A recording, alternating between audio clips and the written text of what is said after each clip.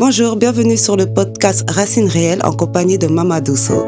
Installez-vous bien, mettez-vous à l'aise, vous avez fait votre thé, j'espère, hein?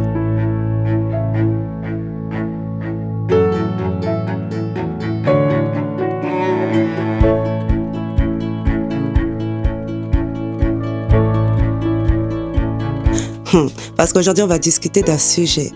Tu vas bien, Mamadou? Bonjour, oui, je vais très bien et toi? Ça va. La journée, ça a été? Ouais, ça va. Je sens que ça va être encore beaucoup plus chaud. Hein. En tout cas, prépare-toi parce que là, on va parler d'un sujet un peu qui vous concerne. Hein? Ouais. Pourquoi les filles d'aujourd'hui, elles préfèrent rester dans le célibat que de se remarier ou retourner dans une relation? T'es prêt? Ouais, je suis prêt. Hein. Pourquoi les filles? Pourquoi pas les hommes aussi? Ah, vous savez, c'est vous le problème. Vous nous fatiguez. Vous.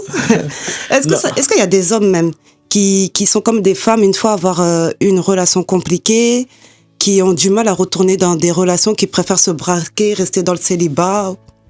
Je pense que c'est plutôt un truc pour les filles, ça. Ouais. Ça, il faut voir avec les femmes. Après, ce qu'on peut faire, c'est demander au sondage, les gens dans les commentaires, s'ils connaissent les hommes quand ils finissent une relation difficile, est-ce qu'ils se braquent dans le célibat?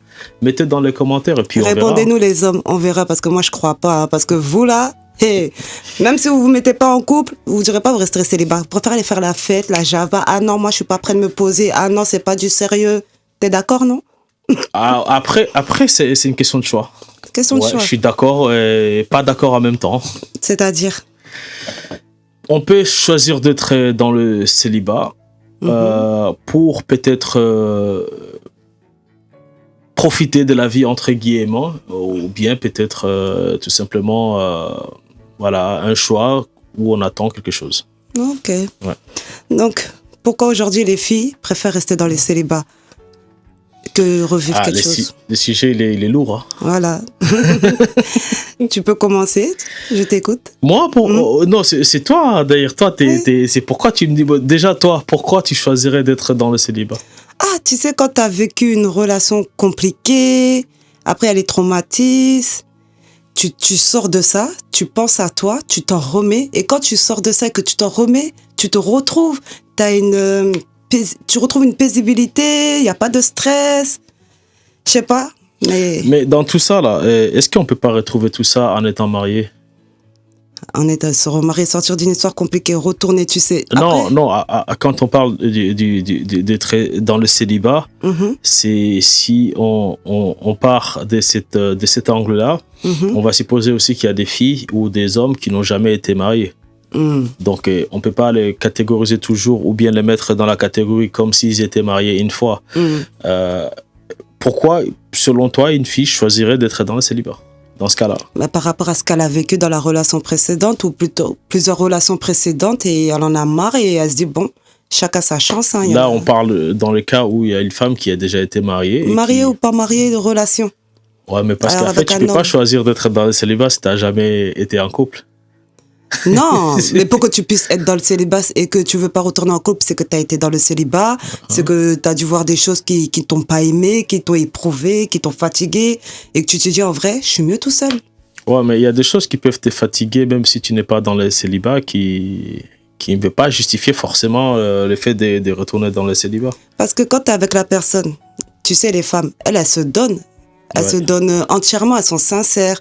Et tout. Mais quand tu vois que de l'autre côté, il y a foutaise, que de l'autre côté, c'est pas réciproque. J'espère que dans ce podcast, tu vas pas être la juge anti-mec. Non, parce que moi, je vais pas te laisser faire.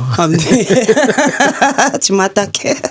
Non, pas du tout, parce qu'on va parler des choses, mais si vous attaquez les hommes, et croyez-moi, je serai là pour les défendre. Non, après, c'est pas que les hommes. Après, ça se trouve, il y a certaines femmes, elles ont un problème, elles savent pas vivre avec l'autre personne, ou elles ont pas eu l'exemple d'un couple ou d'être avec une personne, c'est quoi, et elles apprennent sur le tas. Mais je pense que c'est une question pour nous tous, hein, parce qu'on apprend tous à vivre notre époque. On apprend à vivre les choses en le découvrant sur l'état, tu vois. Il n'y a pas une école de la vie qui va t'apprendre, voilà, quand tu es marié, il faut te comporter ainsi, etc., etc. Tu apprends sur l'état, tu découvres les choses une fois marié. Et est-ce que c'est bien ou pas? Malheureusement, la vie, elle est comme ça, quoi. En même temps, j'ai envie de dire, tu vois, il y a des personnes, ils ont vécu avec leurs deux parents, leur mère et leur père, qui montraient leur amour, qui voyaient la tendresse, qui voyaient que les deux personnes s'aiment. Elles voient comment papa est avec maman, comment maman est avec papa. Donc, quand moi je serai avec mon futur ou avec quelqu'un, je dois être comme ça. Si tu vois ce que je veux dire. Oui, c'est... Alors que d'autres personnes, si elles n'ont pas ce comportement, eh ben, si elles n'ont pas cet exemple-là, c'est compliqué. Et ça peut arriver relation toxique. Hein.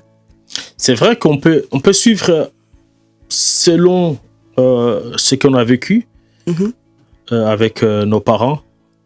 On peut avoir effectivement des pistes d'exemples. Une influence. Ou une influence, quelque chose sur lequel on peut se baser pour vivre. Mais en réalité, c'est que les parents vivent au fond d'eux, dans leur foyer, parfois même en tant qu'enfant, on ne les voit pas. On ne voit pas les difficultés, on ne voit pas le problème. Oui. Et toi, tu te maries, tu arrives chez ton mari ou chez ta femme, tu découvres, tu te dis, mais c'est ça le mariage. Mais à la base, la femme dans le mariage, elle doit suivre le mari. À la base de quoi ? À la base, la femme, elle suit le mari. C'est son guide. Même si elle ne sait pas, c'est lui qui va un peu l'éduquer de nouveau de ce côté. Ça dépend. Aujourd'hui, est-ce qu'on peut vraiment parler de ça dans les couples d'aujourd'hui ? En fait, il y a plusieurs choses en même temps. T'as dans les couples traditionnels où on va être plus dans ce que tu dis. Et aujourd'hui, dans les histoires modernes, c'est un peu différent. Tu vas avoir plus un couple qui va s'éduquer, qui se découvre même d'ailleurs. Après le premier soir, il y a des gens qui se découvrent. Et parfois qui sont même ensemble depuis plusieurs années ou qui ont connu une relation, que ce soit amicale ou bien que ce soit des cousins, cousines, etc. Mais qui découvrent la personne une fois ou deux fois, des semaines ou une semaine après le mariage, tu découvres. Et pourquoi parfois les gens ils sont aussi ils sont surpris, ils se disent je savais pas qu'il était comme ça. Il est assez con, assez doux, assez beau, il est bon, etc. Ou à l'inverse, on peut dire tous les mots MOX qu'on connaît d'une personne juste une semaine après le mariage, quoi. C'est vrai. Mais ça, je dirais, il faut prendre son courage. C'est comme partir à l'aventure, parce que tu sais pas à quoi t'attendre. Et après, si tu tombes sur une personne comme ça, t'es bien tombé. Justement, il n'y a pas une école d'aventure où ils vont te dire... Si, il y a une école d'aventure pour les hommes. Non, je veux dire dans le sens où tu prends ton sac à dos, tu te dis je vais en Europe de l'Est ou en Afrique, etc. On va pas te dire traverser les Sahara, c'est ça et ça. Tu vois, il faut les vivre pour découvrir comment c'est. C'est que, comment dire ça ? Donc, un homme, il se fait éduquer par sa mère. Oui. Sa maman lui dit comment traiter une femme. Oui. Elle lui dit quand tu as une femme, il faudra la traiter comme ci, comme ça. Comme je disais encore, l'influence des parents. Ou un homme ou un papa peut donner conseil à sa femme. Alors là, ça revient à poser la question. Est-ce que toutes les personnes qui avaient une maman soigneuse, douce, etc., est-ce qu'elles deviennent forcément doux avec leur femme ? La réponse, je pense pas que ce soit toujours le cas. Mais c'est pas vrai. On va mettre dans les commentaires. Je suis pas sûr que tout le monde te dise oui, sa mère est douce, mais lui c'est un salopard. Mais c'est comme ça existe aussi. Ouais, mais c'est comme les garçons qui grandissent, qui ont que des sœurs. Eux, ils peuvent, tu vas pas comparer à un garçon qui a grandi qu'avec des frères et ceux qui a grandi qu'avec des filles. Il aura plus d'empathie pour la femme, plus de respect, plus de compréhensibilité parce qu'il va voir ses sœurs souffrir ou ses sœurs dans des situations comme ça. Il saura un peu plus comment traiter. Possible, il sera peut-être beaucoup plus à l'écoute, oui. Mais après, des fois, c'est un piège parce que ces hommes-là deviennent des pipelettes. Hein. À force d'avoir que des sœurs, là, on dirait que c'est une fille. Hein. Ah oui. Mais ce qui est frappant dans ces sujets où pourquoi choisir les célibats pour surtout les femmes, hein, c'est bien ça le sujet. Il faut peut-être demander ou raconter l'expérience de quelqu'un qui a vécu ça. Si par exemple toi on doit te poser cette question, pourquoi avoir choisi le célibat, qu'est-ce que tu répondrais en fait? Perso, moi je préfère le célibat, me concentrer. Tu préfères ou tu as choisi? J'ai choisi. Je préfère. C'est pas imposé. Non, c'est pas imposé. T'as pas le choix. Non, t'as fait un choix. J'ai fait un choix. Oui. Pour l'instant. Je préfère rester, me concentrer sur autre chose, me construire, tout ça et tout, les enfants. Mais ça a été déjà construite là. Non, c'est pas assez. Non. Comment ça, tu veux te construire comment encore? C'est pas assez. Au moins que les enfants ils puissent grandir une fois qu'ils font leur vie. Je sais pas, moi je me dis, je préfère rester célibataire et quand peut-être je serai plus âgé, mon petit vieux. Combien? Attends, mais à la retraite, tu crois qu'il y aura, fait sa vie. il y aura des mecs qui viendront te voir là à 50 piges? Ah, on sait pas. Lui, ça trouve, il vit sa relation, ça trouve 50 piges. T'es célibataire, je suis célibataire. Bah, vivons. Ce sera pas les mêmes prises de tête qu'aujourd'hui. Pourquoi ne pas prendre ces mecs-là là, tout de suite? Non. Ou bien, ou ces mecs-là et partir avec eux jusqu'à 50 piges? Non. Pourquoi pas? J'ai d'autres priorités. D'accord. Donc, si on en revient à ton explication, donc, c'est ces priorités qui te poussent aujourd'hui, qui t'a poussé aujourd'hui plus ou moins à choisir le célibat. Non, c'est par rapport à mes relations précédentes. Oui. Bon, voilà, ça a pas marché, ça a pas marché. Après, je me suis dit, bon, focalise-toi sur autre chose, perds pas ton temps sur ça, avance, fais tes trucs, quand ça vient, ça vient, si ça vient pas, tant pis. Ouais, mais est-ce que les relations précédentes définissent forcément tes relations à venir? Est-ce que c'est pas une erreur que tu es en train de commettre? Non. Comment? Oui, explique-toi. Parce que tu as vécu, c'est le passé. Qu'est-ce qui te dit ou qu'est-ce qui nous dit que ça va forcément se reproduire de la même manière? Déjà, comme tu dis, qu'est-ce qui va dire qu'il va se reproduire de la même manière? Ce que j'ai vécu dans le passé, je cherche à comprendre ce qui n'a pas marché. Après, faire un travail sur moi pour pas le reproduire dans une autre relation. Mais si moi, j'ai compris ça, que l'autre homme, il vient encore avec ces problèmes-là, que lui-même, il se rend pas compte qu'il a un problème sur ça qui fait que sa relation n'a pas marché, tout ça et tout. Ouais, mais c'est pas tous les hommes qui ont des problèmes, en fait, en réalité. Ouais, mais non. Est-ce que tu n'es pas bloqué sur une relation ou sur quelqu'un ou sur une façon... une chose qui a existé qui t'empêche d'aller un peu plus loin? T'es pas bloqué par rapport à ça? Tu n'as pas cette impression de te bloquer par rapport à ça? Non, c'est pas un blocage. Ouais. À force de... T'as été dans des relations, t'as fait souffrir, ça n'a pas marché. Bon, il y a des moments heureux, il y a eu des bons moments, ouais. Mais quand tu vois, ça marche pas, une fois, deux fois, vas-y, laisse tomber. Et comme on dit, quand on est face à un but, il faut essayer plusieurs fois pour marquer un but. C'est pas à la première occasion, t'as raté, deuxième ou troisième occasion, mais je crois qu'il y a plus... Tu vois, je sais pas comment dire ça, mais je crois qu'il y a plus ce plaisir... T'as plus cette envie? Ouais, il y a plus cette envie de revivre ça, recommencer, non. C'est pas dans tes choix, plutôt, tu choisis pas les bonnes personnes? Ou tu ne sais pas choisir? Parce que ça, c'est une question. Parce que parfois, il y a beaucoup d'entre vous, là, vous savez pas choisir, vous savez pas quoi choisir. Vous tombez sur des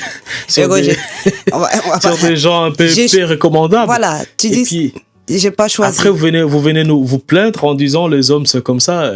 Est-ce que vous êtes vraiment tombé sur des mecs, quoi? Je veux dire, un homme, où tu vas dire, ah, voilà, ça, c'est un homme. Parce que moi, contrairement à beaucoup de discours, j'entends des femmes, j'entends aussi beaucoup de femmes qui disent, moi, je suis tombé sur un homme, alhamdoulilah, c'est tout, quoi. Peut-être par rapport à ses attentes. Après, comme je disais, c'est toi et ta chance.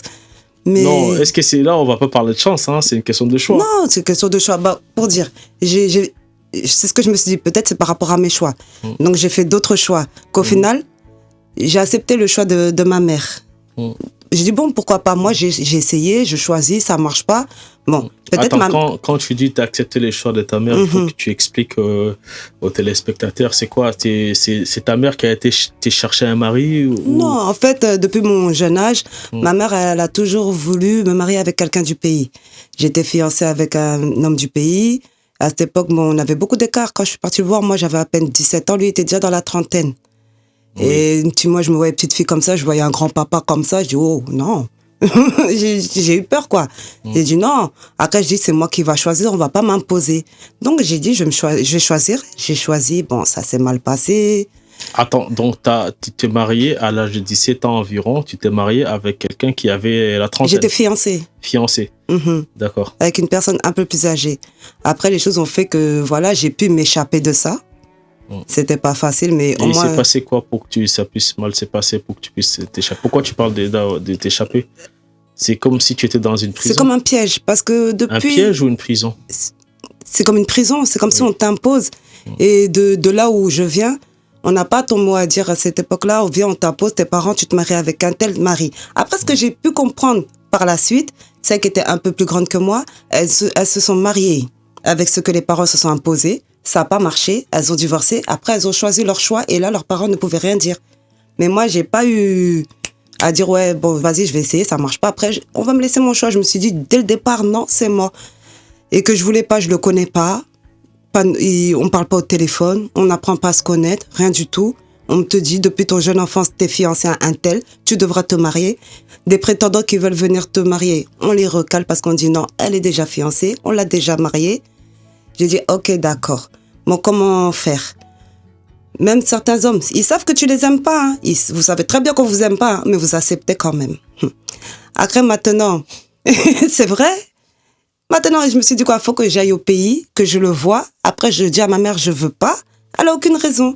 Donc, elle m'a dit, oui, tu vas aller au pays, tu vas aller le rencontrer, vous allez faire connaissance. Elle, pendant ce temps-là, elle va voyager à Dubaï, elle faisait son commerce. Et qu'après, elle devait me rejoindre dans mon pays. J'ai dit, il n'y a pas de souci. Moi, j'ai cru que quand j'allais arriver au pays, je descends chez la famille, la journée, on passe ensemble, et le soir, il me dépose. Monsieur est venu me chercher à l'aéroport, il m'a pris mes valises, il les a déposées dans sa maison, dans la chambre. Moi, je vois la chambre, je dis, oh, ça va, j'ai une chambre pour moi tout seul. Je mets mon petit pan comme il fait chaud. Et il a mis ses valises à côté de ses valises. J'ai dit, ah, tu connais pas la personne va dormir à côté de toi. Jogging, donc là, tu es marié, mais tu sais pas que tu es... T'es fiancé. Fiancé, d'accord. Mais t'as pas ton mot à dire. Et lui, ce que j'ai pu comprendre, parce que le lendemain, quand on partait au marché, oui, ta mère m'a dit que tu faisais du 39. Ta mère m'a dit que t'aimais bien cette couleur-là. J'ai envoyé les valises au village, je t'ai envoyé des habits, je t'ai envoyé de l'or, il y a les chaussures. Comme si c'était déjà acquis. Comme si c'était sûr ou... J'ai dit non. J'appelle ma mère. Au téléphone, je lui dis, mais tu m'as pas dit que j'allais dormir avec lui? Ah, j'ai rendez-vous à raccroche. Les larmes, ils tombent. On arrive chez la famille. Pourquoi elle pleure? Lui aussi, arrête de pleurer, sinon ils vont croire que je t'ai fait du mal. Maintenant, on me déplace chez une autre personne en disant que je vais attendre ma mère, ils vont faire une réunion. J'ai dit, ah. Donc, attends, le premier soir où ils viennent te chercher à l'aéroport et que vous vous retrouvez chez lui, et tu dors avec lui dans la chambre? Oui. Dans la même chambre? Dans la même chambre, le alors même lit. Alors que vous n'êtes pas mariés?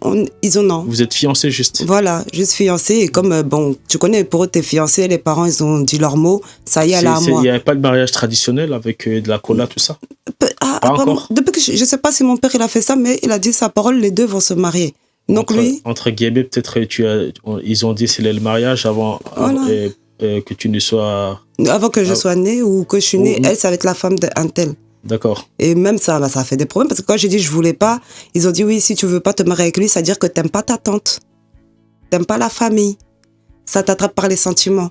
Ton père, avant de partir, il t'a promis à lui. Respecte sa parole. Tu lui feras honneur. On te culpabilise de façon à casser ton moral. À casser. Mais c'est toi qui es dedans. C'est pas eux, ils vont être là, elle est mariée et tout. Mais c'est toi qui es dedans, tu sais pas, non, c'était trop brusque. Non.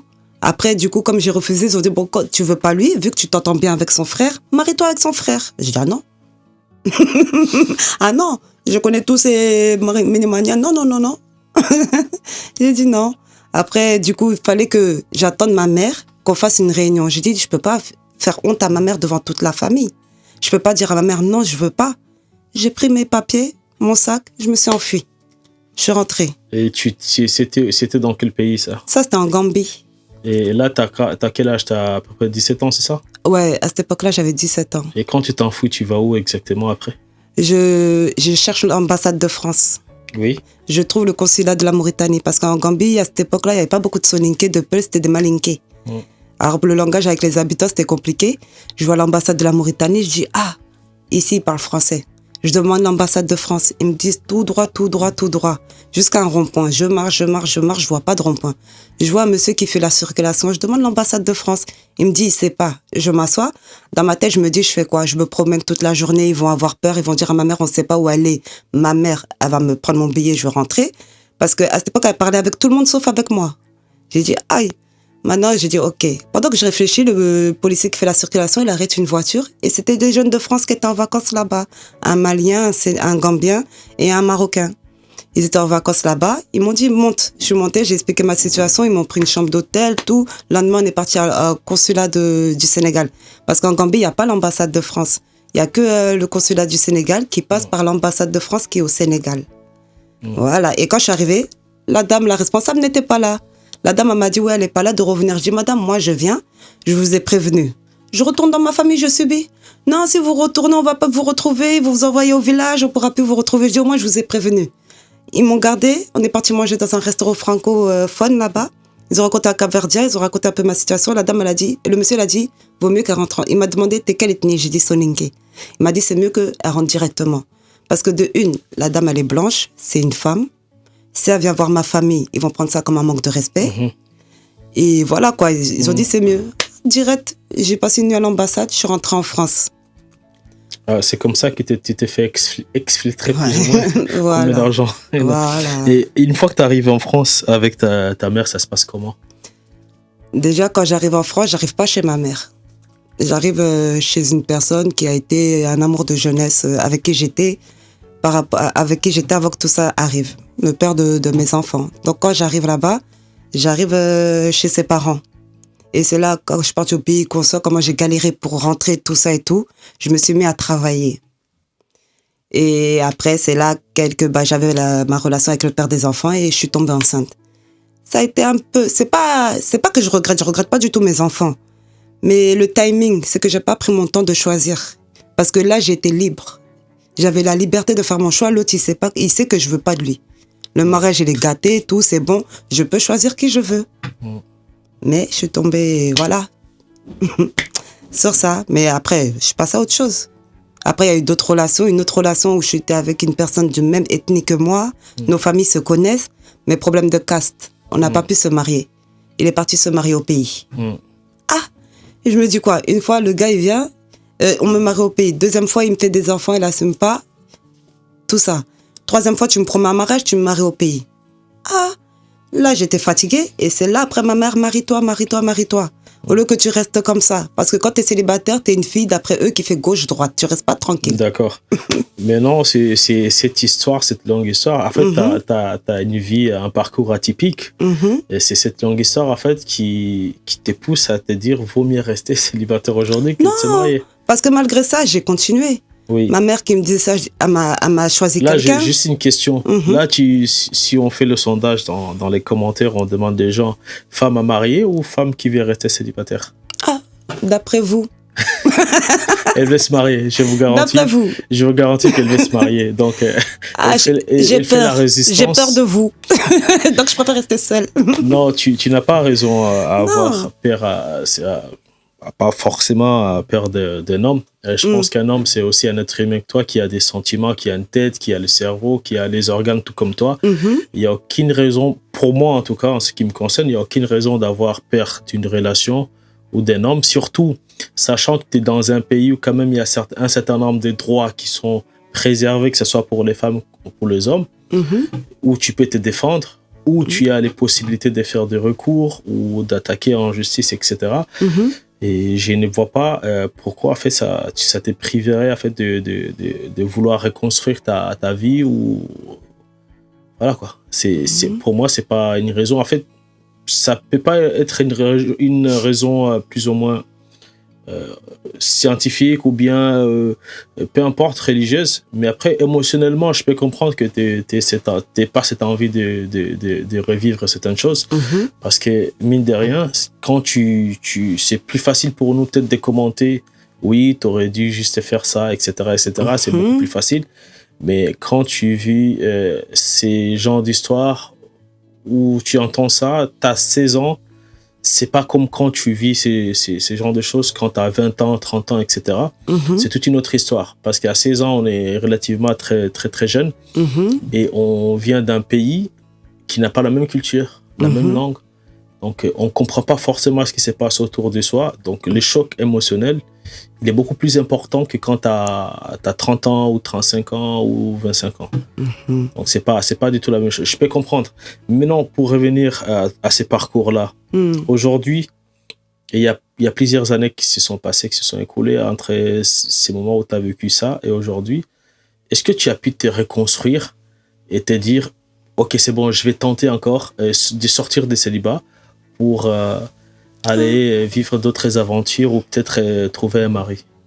Sinon, je connais forcément un imam qui serait intéressé, mais tu vas devoir enlever tes tresses. Faut être patient, faut être patient. Mon cœur est bon, mais faut être patient. Faut être patient. C'est juste ça. Oui. Ah, puis voilà. Mais si après, par rapport à ces relations, j'ai essayé de réessayer. Je me suis mariée au pays, comme je t'ai dit. Malgré que j'ai dit, bon, j'ai essayé ici, les hommes de France ici, ça pas, voilà quoi. J'ai dit, bon, j'allais au pays, les mariages de famille. Je dis, bon, peut-être j'aurai ma chance. Mais tu te remariais encore au pays? Oui, juste après, malgré ces 3 relations, après, je me suis mariée au pays. J'étais pas mariée avant. Et là c'est quoi qui a motivé ça? C'est toi qui as choisi ça encore? À la base, non, je voulais pas. À la base, je voulais pas me marier avec lui. Donc après, c'est ta mère qui t'a envoyé là-bas encore? Par respect, t'as pas vu la personne, tu peux pas dire non. Donc quand je suis partie le voir, dans ma tête, c'était non. Hein, mais quand je l'ai vu, j'ai vu qu'il était dans la religion. Je me suis dit, bon, peut-être il va avec lui, il peut me mettre dans la religion, avec lui, il peut me mettre sur le droit chemin. Peut-être c'est bon, on va essayer. Ça n'a pas marché. Ça n'a pas marché et après ça, là, j'ai mis une grosse croix, j'ai dit non, c'est pas la peine. Et là, tu avais déjà ton enfant? Oui, j'avais déjà mes enfants. Ok. Ah, t'en as beaucoup? Non, j'en ai que 2, des jumeaux. Ah, d'accord. Okay. Voilà. Ok. C'est que ça. Donc, tu es parti te remarier là-bas. Et c'est toujours ta mère qui t'a recommandé. Et tu es parti encore une deuxième fois? La première fois, j'étais fiancée. Et là, c'est par rapport à mon père. La deuxième fois, c'était le choix de ma mère. Reste pas comme ça, c'est pas bien, nanani, nanana. J'ai dit, oh, bon, pour qu'elle arrête de parler, il faut que j'aille le voir. Comme ça, après, je suis débarrassée. Mais en allant le voir, j'ai vu, j'ai dit, attends, je vais essayer. J'ai essayé, ça n'a pas marché encore. Mais est-ce que tu as déjà eu à faire un choix? Oui, quand je suis revenue, la première fois là, que je suis partie, je suis revenue. J'avais le choix, mais voilà.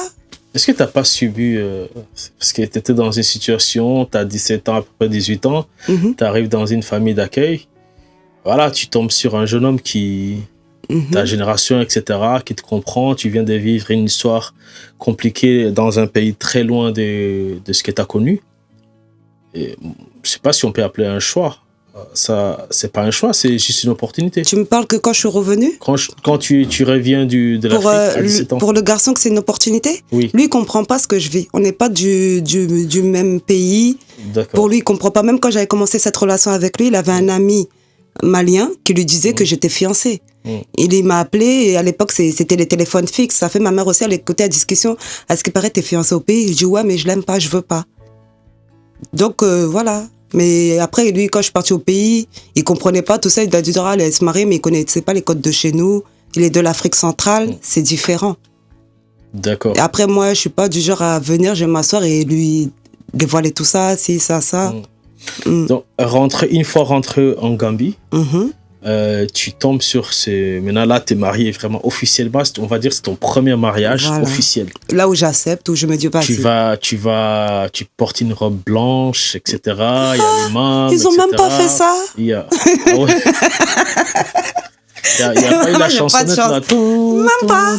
Ils sont partis à la mosquée. Moi, j'étais à la maison. C'est bon. Ils ont partagé le cola. C'est bon, on est fiancés, on est mariés.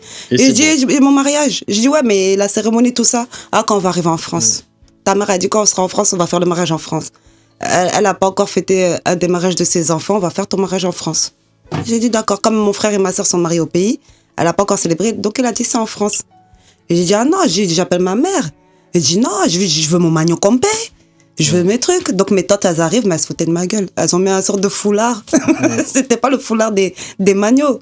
Ils m'ont néné. C'est pas le bleu, là, bleu ciel. En dentelle, là, que les mamans, elles mettent, là.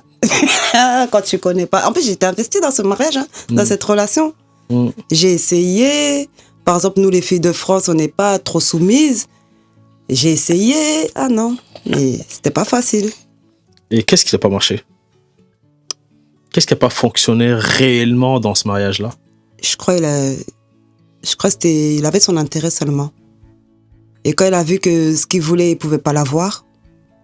Et c'était quoi son intérêt quand tu venir en France, les papiers. D'accord. C'était ça. Après, j'ai dit non.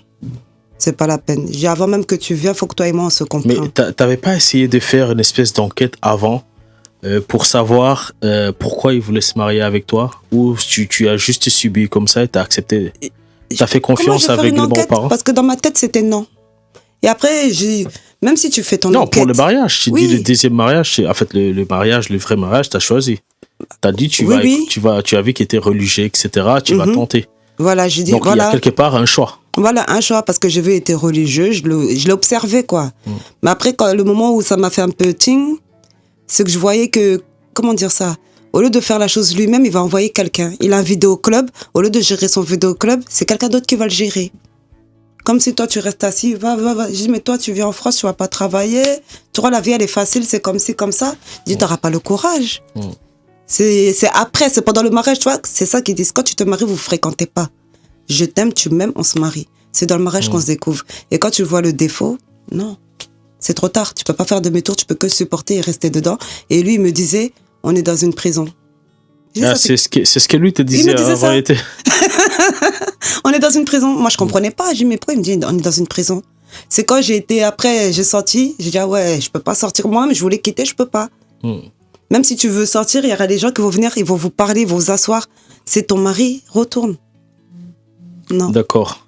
Et une fois que tu as scellé ces mariages-là avec lui, tu découvres en fait ses intentions qui ne correspondaient pas forcément à ce que toi tu attendais d'un mari à ce moment-là. Exactement. Et tu sors tout de suite après et tu deviens célibat, c'est tout. Non, je sors pas tout de suite après, je reste 4 ans dans ce mariage. Ah.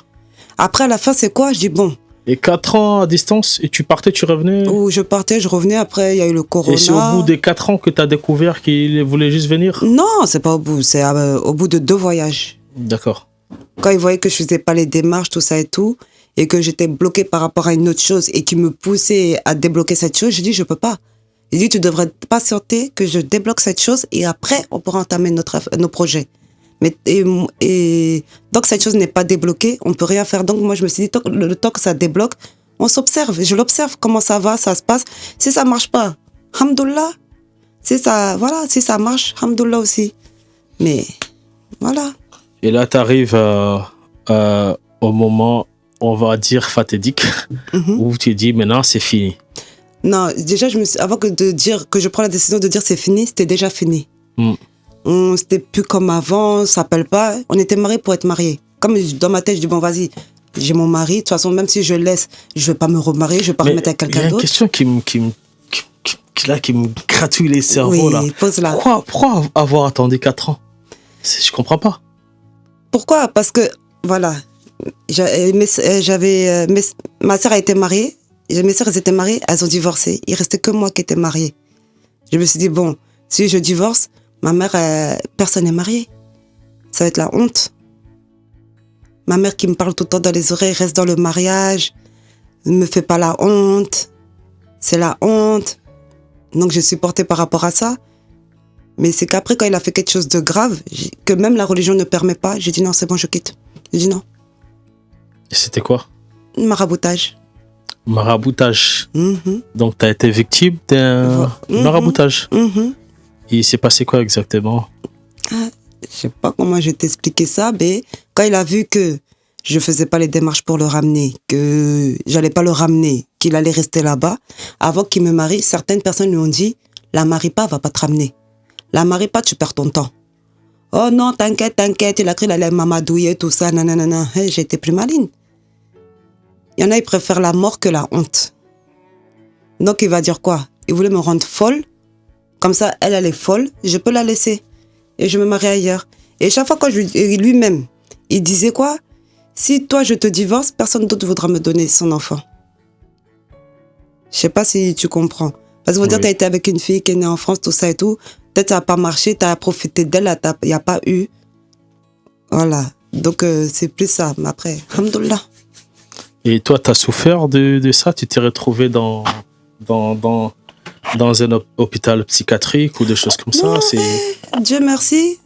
Ça m'a pas touché, mais ça a touché une proche à moi. Et elle a terminé là-bas. Ça m'a fait mal. D'accord.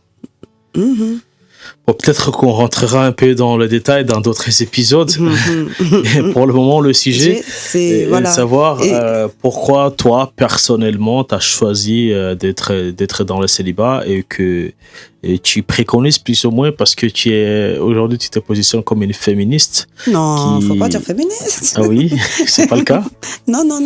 Donc, non, parce que tu semblais me dire, ouais, tu faisais une manifestation pour que toutes les femmes se retrouvent sans mari et que Non, non, les filles. D'ailleurs, c'est pas ça le combat. C'est pas ça. C'est pas ça le combat des féministes. Non. Hein, je rappelle bien, parce que les féminismes, c'est un peu plus large. C'est pas être célibataire et se retrouver sans mari, c'est pas du tout le féminisme. C'est pas du tout ça. Voilà, c'est plutôt l'émancipation de la femme et la reconnaissance en tant qu'être égal par rapport à l'homme. Je pense que c'est ça les bases fondamentales plus ou moins du féminisme. Alors toi, là ça fait à peu près une trentaine de minutes qu'on discute par rapport au sujet même. C'était intéressant ton parcours, ce que tu as vécu, tout ça, parce que ça apprend beaucoup. Donc tu comprends mieux? Oui, je comprends pourquoi tu choisis et où tu veux choisir de rester dans le célibat. Mais je peux avoir une explication par rapport à ça, mais je prétends pas ici que je suis là pour t'encourager à te marier ou quoi que ce soit. C'est pas vraiment mon objectif, ou que ce soit même les gens qui nous écoutent. Ce n'est pas vraiment c'est pas mon genre de pousser les gens de prendre des décisions sans connaître les conséquences ou bien sans étudier qu'est-ce que ça pourrait devenir après. Moi, ce que je peux dire aux gens, que ce soit comme pour les hommes comme pour les femmes et qui veulent se marier, prenez votre temps et prenez surtout le temps d'apprendre à la personne, de réfléchir et surtout prenez votre temps et votre patience pour choisir. Alors, pour plusieurs raisons, parce que vous pouvez choisir pour des raisons religieuses, donc même si la personne elle est religieuse, mais il faudrait que tu puisses demander, en tout cas ton Seigneur, et si tu es croyant, peu importe la religion, parce qu'il y a des gens d'autres confessions qui nous écoutent, si c'est pour des raisons religieuses en tout cas, tu fais tes prières pour savoir en fait en réalité si la personne va correspondre avec toi, en tout cas sur une vie commune.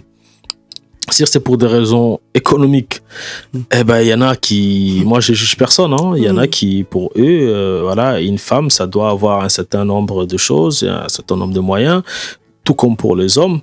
Il y en a pour qui ça doit être pour des raisons plus ou moins communautaire, je vais quelqu'un de chez nous, je vais pas quelqu'un de chez nous, etc., etc. Donc, pour toutes ces régions-là, il faut savoir, en fait, prendre son temps, étudier pour voir si la personne répond aux critères que toi, tu fixes. Parce que ce qui est dommage, c'est qu'aujourd'hui, les gens ne se marient pas pour de bonnes raisons. Quand les gens viennent, ou bien ils ne se mettent pas ensemble pour de bonnes raisons. Là, je parle de se mettre ensemble, que ce soit dans un couple pour ceux qui font ça, et se mettre ensemble en tant qu'amis ou bien en tant que relation que tu vas avoir, une relation de travail, etc., ou amicale, pour les bonnes raisons. Parce que quand tu choisis quelqu'un que tu dois... On a cette chance déjà de choisir qui on doit fréquenter, mais quand tu choisis la personne que tu dois fréquenter, tu as toute la latitude, tu as tout le temps de le faire. C'est mais pas comme comment si tu choisis? C'est des choix que tu vas te fixer en fonction de ta vie, toi, et de tes critères à toi. C'est en fonction de ces critères-là que tu vas faire un choix. Mais quand ils viennent nous draguer, ils disent tout ce qu'on veut entendre. Mais c'est normal, parce que c'est tout à fait normal. Un homme, quand il veut quelque chose, il va mettre tous les moyens de son côté pour pouvoir avoir cette chose. Donc, faites la même chose vous aussi. Donc, quand tu sais que c'est ça, tu vas dire non, mais après, ça se trouve, tu vas laisser passer ta chance. Écoute, c'est ce qu'on appelle l'orgueil et la fierté mal placée. Faites la même chose. Si moi, je veux quelque chose, supposons, ok, toi, tu m'appelles, tu me dis, je voudrais faire quelque chose, je te dis, tiens, je te propose un podcast. Je sais que j'ai un intérêt par rapport à mes projets, par rapport à ce que je vais mettre en place. Qu'est-ce que j'ai fait? Je te harcèle au téléphone, je t'appelle tout le temps, on commence quand? Jusqu'à ce qu'on commence. Parce que je sais que j'ai un intérêt là-dessus. Mais ça, nous, les hommes, on sait très bien le faire. Et certains vont croire, il me veut vraiment, lui. Non, pas dans le sens où c'est les talents qui m'intéressent. C'est la personne, ce qu'elle peut m'apporter qui m'intéresse. Non, oui, mais par rapport à la relation, toi, par rapport à ce que la personne peut t'intéresser, tu vas l'appeler, tu vas harceler. Mais un homme qui veut la femme, il va faire la même chose. Il va l'appeler tout, mais la femme qui va voir que l'homme, il est insistant, Et Oui. que parce que ça peut durer des années comme ça, 2-3 ans comme ça. Un homme ne se lâche jamais. S'il veut quelque chose, s'il est vraiment quelque chose, il va l'obtenir. Il Vous avez finit par entendu, les l'obtenir filles? d'une façon ou d'une autre. C'est pas parce qu'il insiste, c'est qu'ils veulent de vous. Hein. S'il insiste là, ce qu'il veut, c'est ça qu'il veut. Mais Non, mais s'il insiste sur quelque chose, c'est parce qu'il veut cette chose et il finira par l'obtenir. pour du bon ou pour quelque chose de mauvais? Un homme, il s'en fout que ce soit pour du bon ou pour Donc du c'est mauvais, du moment donc où c'est il a l'homme qui obtenu. décide. C'est lui qui décide. Non, Si mais je veux après, que ça soit sérieux. c'est pas propre à tous les hommes. Hmm. Mais comprends que pour la plupart d'entre nous, en tout cas des hommes, c'est une question de, je sais pas si on peut dire ça, d'hormones ou je sais pas de quoi. Quand on veut quelque chose, on met toute notre possibilité, nos pouvoirs pour pouvoir l'avoir. C'est pourquoi tu vois, parfois il y a des mecs, ils vont payer même beaucoup d'argent juste pour pouvoir parler avec quelqu'un. Tu vois, ils s'en foutent complètement. Pour eux, c'est pas un problème. Mais c'est pas méchant. C'est pas méchant, c'est une question de soft power, quoi. Il veut se prouver qu'il est capable de faire quelque chose, il est capable de réaliser. Je suis tombée sur une personne comme ça, oui. qui m'a dit qu'il m'appréciait beaucoup, qui m'envoyait de l'argent, envoie ton RIB, je vais payer, je t'apprécie beaucoup, je veux te marier. Si tu es d'accord, demain je te marie. Mais ça m'a fait peur. Non, il faut pas tourner autour du pot. Ça m'a fait peur, hein. Oui, il a été trop cash et pourtant il est dans la religion, tout, hein. Mais sa manière m'a fait peur. Non, il veut m'acheter. C'est que, bon, nous, on vous connaît, hein, vous les filles, on vous connaît, on sait comment vous êtes. La plupart des hommes qui regardent, ils vont se retrouver. Nous, on comprend, même pas à 100% parfois, on comprend pas, peut-être pas à 100% les filles, mais on comprend ce qu'elles veulent. Ou on arrive à deviner, ou on arrive à savoir c'est quoi leurs attentes. Par contre, les filles, ils comprennent pas les hommes. Non, moi je comprends pas. C'est ça le problème. En fait, tu vas parler avec plusieurs filles, ils vont te dire vous les hommes, vous n'avez pas de cerveau, vous ne réfléchissez que par ça, ça et ça. Tu vois, ils comprennent pas Non, en fait, comment fonctionne. On comprend pas vos intentions. Ils comprennent pas comment fonctionne un homme. Ouais, comment vous un homme, c'est pas aussi complexe que ça à comprendre. Mais les filles qui arrivent à comprendre souvent les hommes, c'est les filles qui parfois arrivent même à les contrôler et même à vivre avec eux d'une manière saine plus ou moins et longtemps. Tu vois, donc en fait, il faut apprendre la personne. Tu ne pourras jamais savoir comment elle est la personne à 100%, ça c'est évident. Il y a un grand philosophe français, Jean-Paul Sartre, qui disait l'homme et situation, quand tu parles de l'homme, c'est l'homme avec grand H.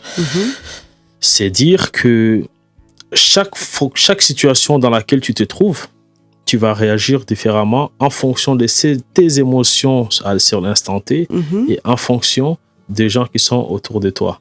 On va prendre, supposons que toi, tu as peur des araignées. Ok, d'accord, tu as peur des araignées. Mais tu es à côté de toi avec tes enfants et que tu ne veux pas, ou les gens qui sont à côté de toi, tu ne veux pas qu'ils puissent voir ta peur. Tu peux en ce moment-là être conservatrice, tu vois vraiment ta peur, mais tu contrôles. Tu te contrôles.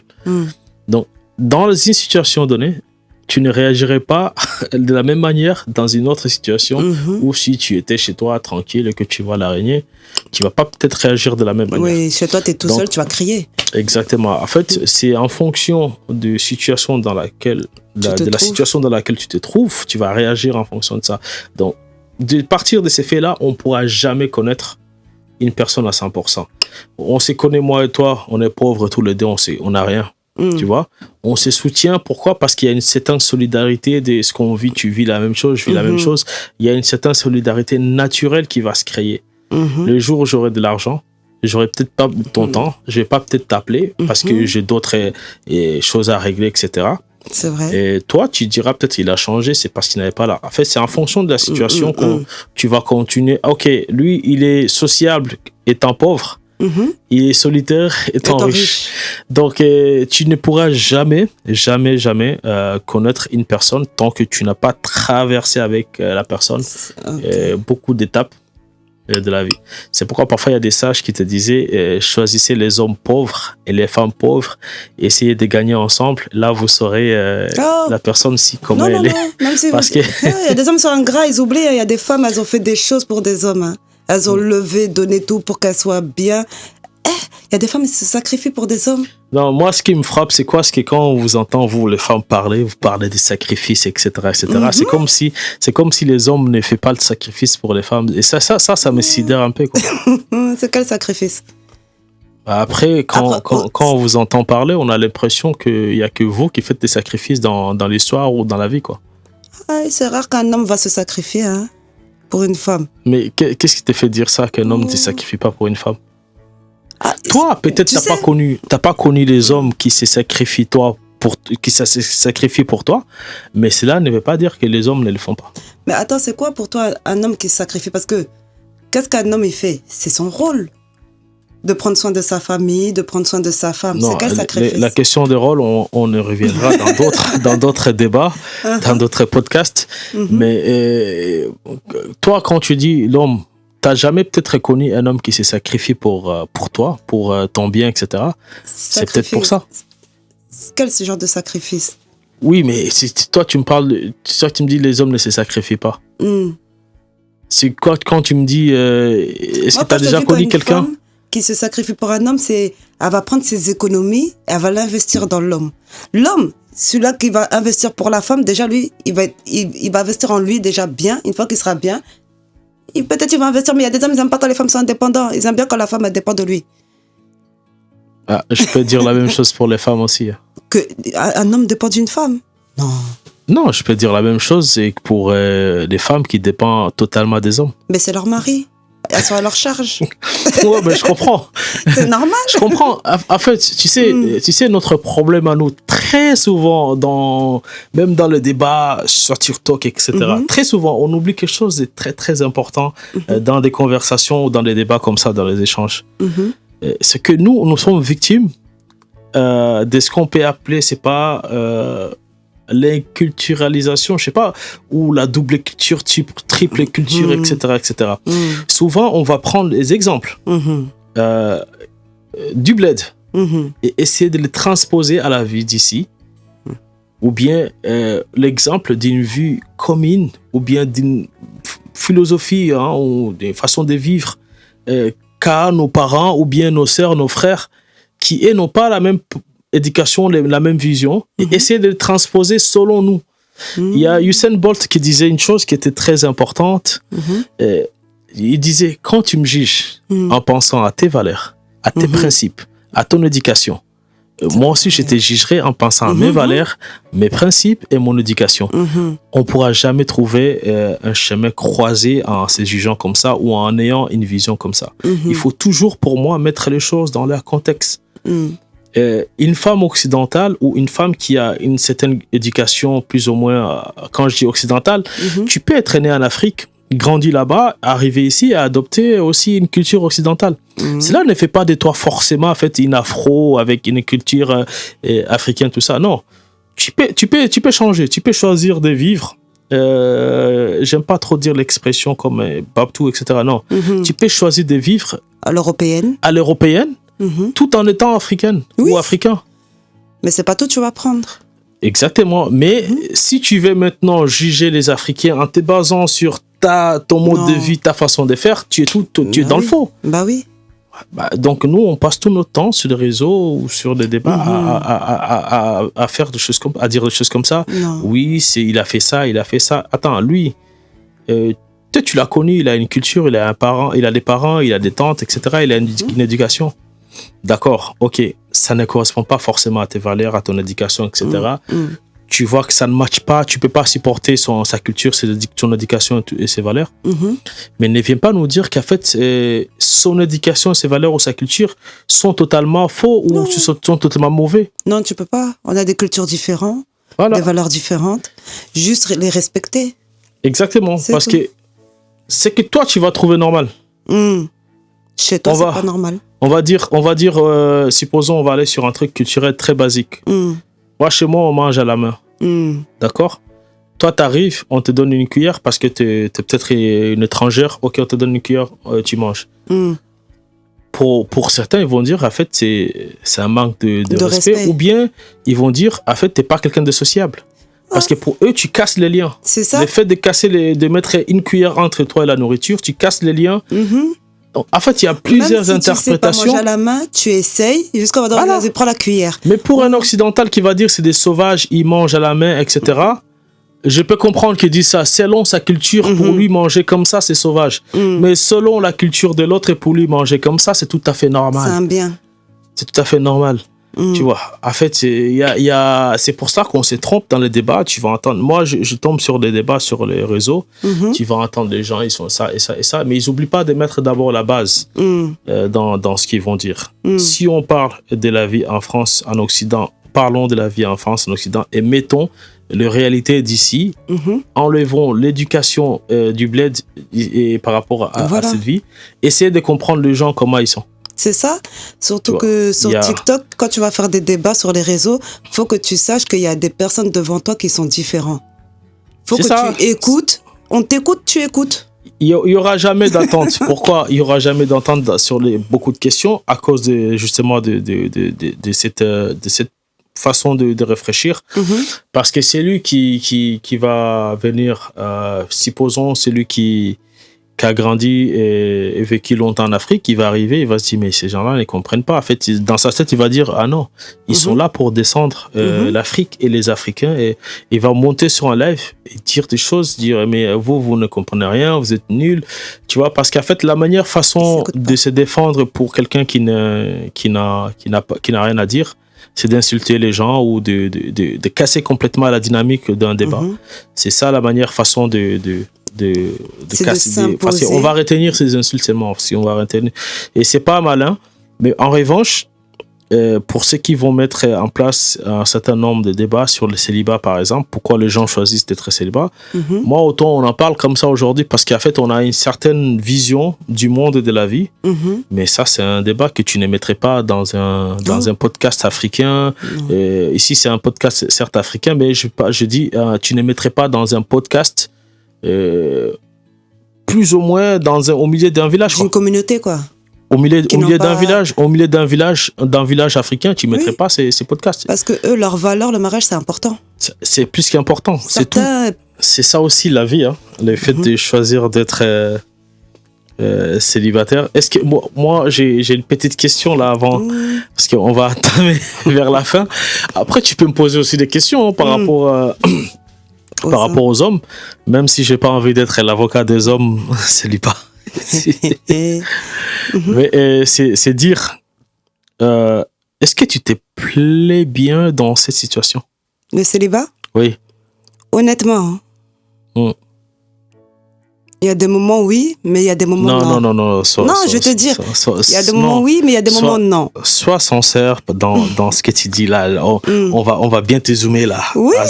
Est-ce que tu te plais dans le célibat? Il y a des moments oui, il y a des moments non. Et j'avoue que des fois, j'aurais aimé avoir un bon mari à côté de moi qui soutient, on se soutient. La vie, elle est plus facile à deux. T'as besoin d'une épaule. Non. Vous avez dit, vous les femmes, c'est beaucoup plus facile quand on est célibat. Non, c'est facile à deux, mais c'est mieux quand tu es tout seul. Pourquoi? Parce que si tu es à deux, l'autre personne, si c'est un boulet, s'il te retarde, s'il n'avance pas, s'il n'a pas compris, s'il fait que te faire souffrir, s'il est jaloux. Non, mais mais la vie ne s'arrête pas à s'il va se souffrir ou pas.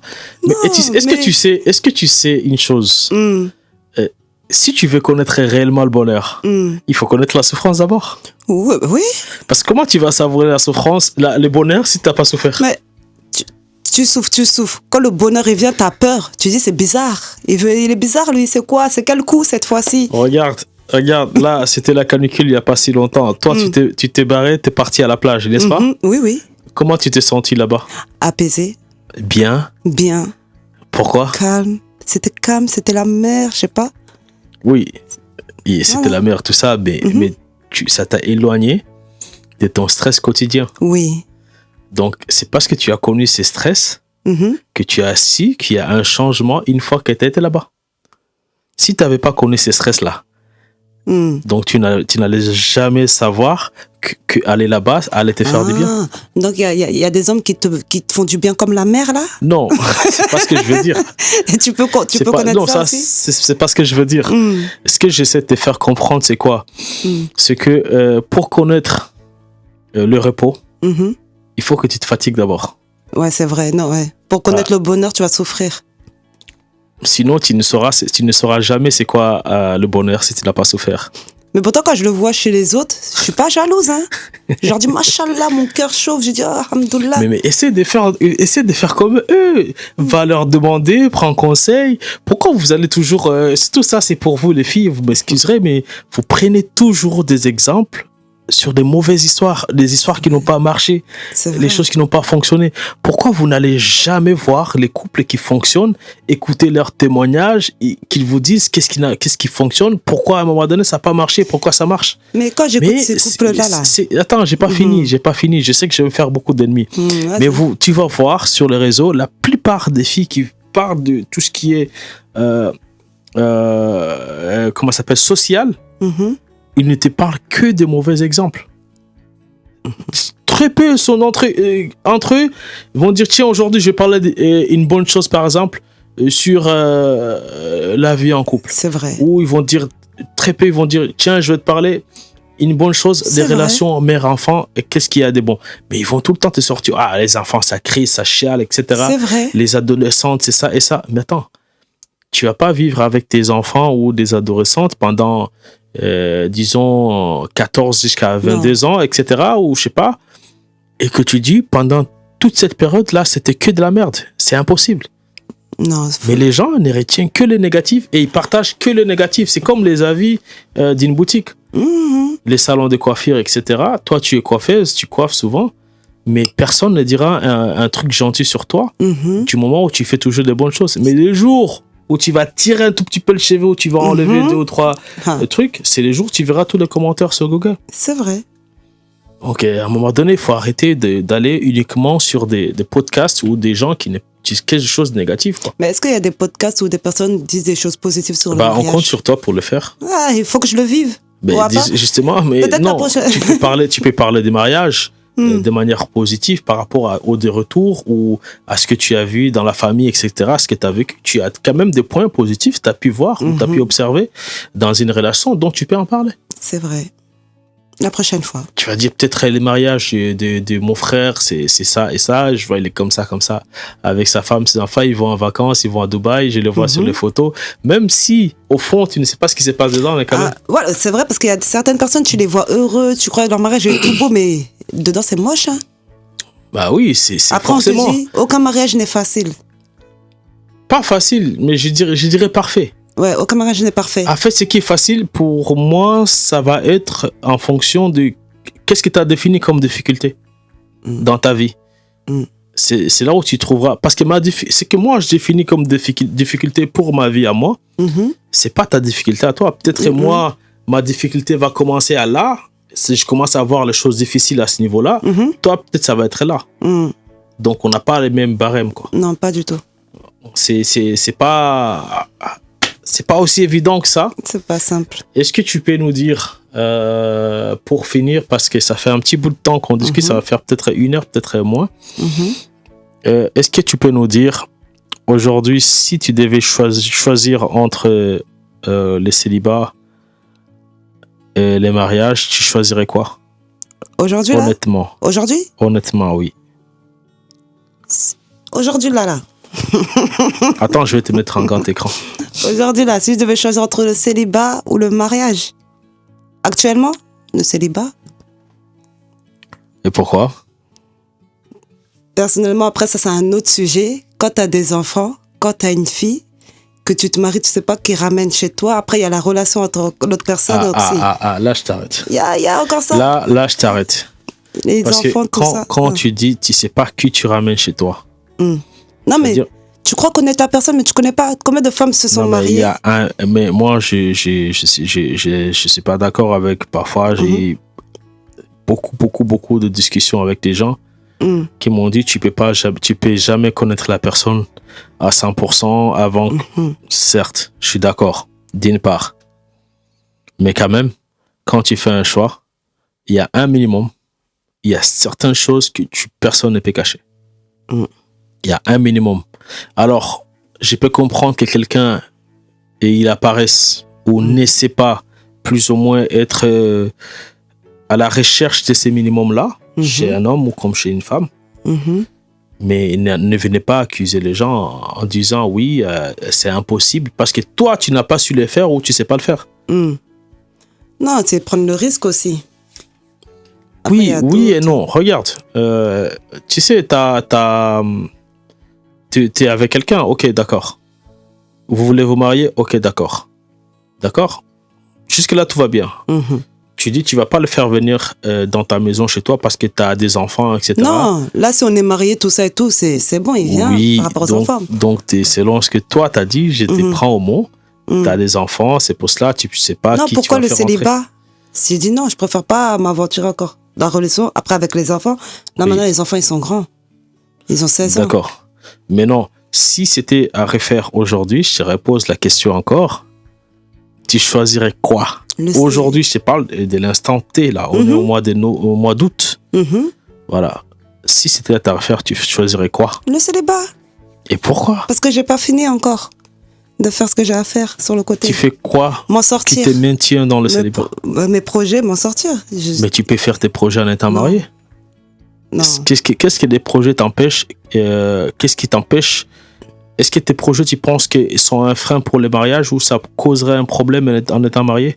Je me marie, faut que je m'occupe de mon mari.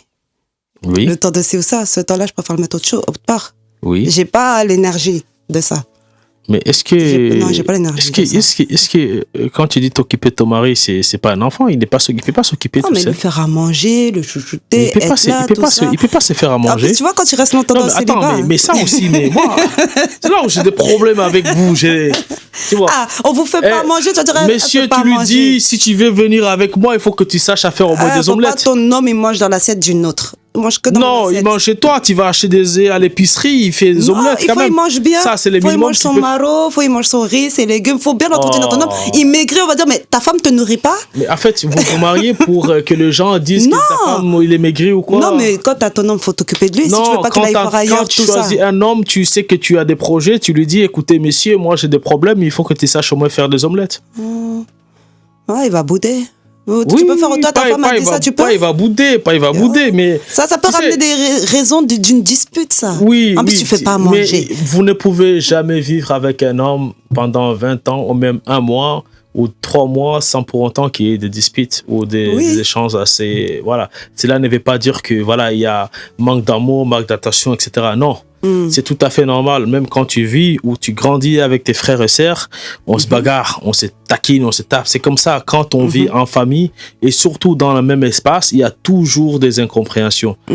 Ce n'est pas une question de mariage ou pas. Tu vois, parce que les gens ont tendance à penser que c'est ça dans le mariage. Non, c'est pas possible. Si tu vis avec quelqu'un dans la même maison qui a pas de problème, c'est qu'il y a un problème.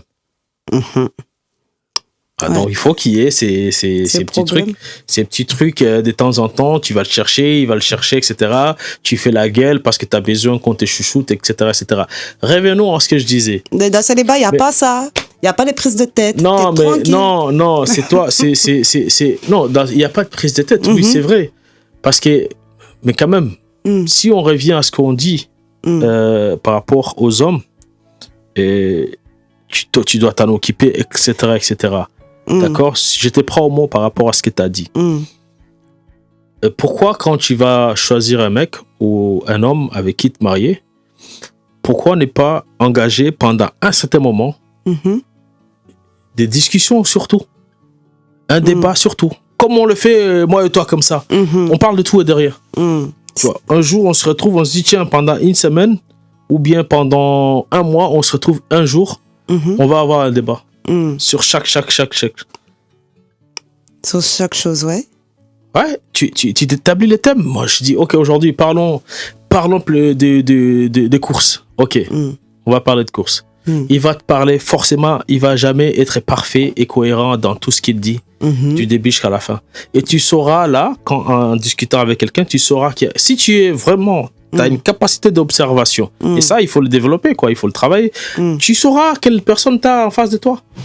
Ouais, mais ça, c'est encore une prise de tête. Non, il faut pas aller dans la C'est une prise de facilité. Parce tête. qu'en fait, quand tu choisis trop la facilité, tu dis c'est bien, ça va aller, etc. Il sera bon, c'est un bon mari, etc. Quand il t'arrive des bricoles, donc ne viens pas pleurer après parce que c'est toi qui as choisi la Non, facilité. mais t'as pas dit ça fait partie du mariage, les bricoles, les problèmes. Non, tout. quand je parle de bricoles, c'est de façon générale, tu vois, les mecs, ils arrivent, la première semaine, ok, d'accord, il peut aller se servir un verre dans le frigo. La deuxième semaine, il te dit, non, moi, je t'ai pas marié pour aller me servir un verre dans le frigo, quoi. Il y a des mecs comme ça, je suis désolé, mais Oui. ça existe des mecs comme ça. Tu vois, c'est-à-dire, il vient, il arrive, et Ouais. à la regard même, il veut que tu lui enlèves les chaussettes. Voilà. Voilà, et Oui. que tu l'amènes une bassine d'eau, tu commences à masser. Oui.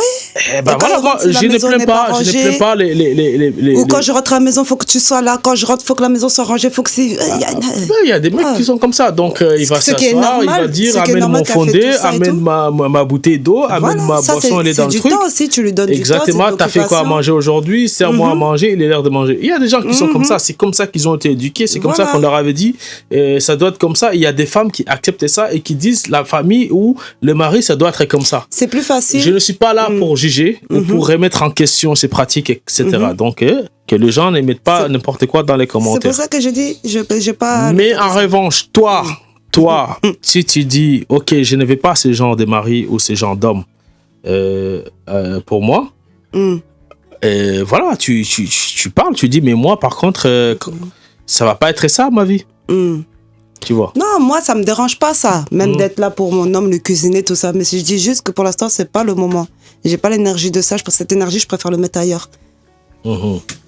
Ça. Donc, vous l'avez bien compris, madame, monsieur, dans les commentaires. Vous mettez, si elle a une préférence pour tout ce qui est musulman, religieux, imam, etc., etc. Donc, voilà, dans les commentaires, vous laissez votre numéro de téléphone. Je peux peut-être vous arranger le coup. C'est pas lui qui me donne en mariage, hein. Non, compte tenu comme ce qui t'est arrivé, ta vie, maintenant on va te laisser le choix de choisir. Voilà. On va te présenter. Là, j'ai le choix, là. Ouais, on va te présenter juste aux gens, etc. Mais suis mes conseils quand même. Tu vois, prends le temps d'aller au café, achetez au moins une bouteille d'eau, mettez-vous dans un parc, discutez de tout, quoi. Ouais, plusieurs jours, plusieurs années. Tu ne sauras jamais 100% comment la personne elle est. Ça, c'est une certitude. Mais si tu es assez observatrice, tu vas découvrir les incohérences. Et tu sauras comment les rattraper et comment les corriger rapidement avant que ça ne devienne un problème foyénal, j'allais dire national, ou je dirais un problème au quotidien dans un foyer. Est-ce que tu as quelque chose à nous dire? Parce qu'en fait, on n'a même pas répondu à la question en vérité. Le célibat. Ouais. Pourquoi certaines préfèrent le célibat? Après, il y en a certaines aussi, elles préfèrent le célibat, excusez-moi, parce qu'elles sont restées longtemps célibataires. Après, ça devient une habitude. Ça devient une habitude. Après, aller avec une autre personne, c'est compliqué. Faut réapprendre à partager. On n'est plus tout seul, on est deux. Donc, certaines, voilà quoi. Ouais, je comprends, ouais. Voilà. Ça peut être, ouais, les habitudes aussi, ça fait partie des choses sur lesquelles, ouais. Puis voilà. En tout cas, je pense qu'on a clôturé. Ça fait un petit moment qu'on parle. Il y a d'autres sujets. Hein. Après, les gens, proposez-nous aussi des thèmes, des sujets sur lesquels on peut discuter. C'est mieux comme ça que de faire des débats TikTok qui ne mènent à rien. Peut-être pour moi, Là, il n'y a personne pour dire non, c'est pas comme ça, mais t'es malade, nanana, ou insulte. Non, parce que tout le monde veut avoir raison. Oui, mais on peut pas avoir raison. Dans les débats aujourd'hui, c'est des débats où les gens, ils font les débats pour avoir raison, en fait, malheureusement. Tu vois, mais pas pour apporter, éclaircir la vérité. En fait, moi, ma vérité à moi, c'est pas forcément la vérité pour tout le monde. Hein. Et ce que j'ai vu, ce qui me semble bon, correct, c'est pas forcément pour toi. Donc, je n'ai pas à te dire, oui, ce que tu fais, c'est pas bon. Mais je ne pense pas comme ça, mais en revanche, je vais expliquer pourquoi. Moi, ma position, elle est convaincante ou elle est bonne, etc. Je pourrais l'expliquer, mais pas sans pour autant... Et c'est dommage même que les gens ne s'écoutent pas sur les réseaux, dans les débats, parce qu'il y a beaucoup à apprendre. Bien On sûr. n'a pas les mêmes valeurs, mais tu peux m'apporter quelque chose comme je peux t'apporter quelque chose. Effectivement. Mais Donc, Voilà je pense qu'on va se dire, je te laisse dire les gens au revoir. Bon, c'était le podcast de Racines Réelles. Merci de nous avoir écoutés. Désolé si on vous a brusqué. Désolé si il y a eu... Voilà quoi. Je vous remercie de nous avoir écoutés. Et on se dit la prochaine fois. Allez, au revoir. Ciao. Ciao, ciao.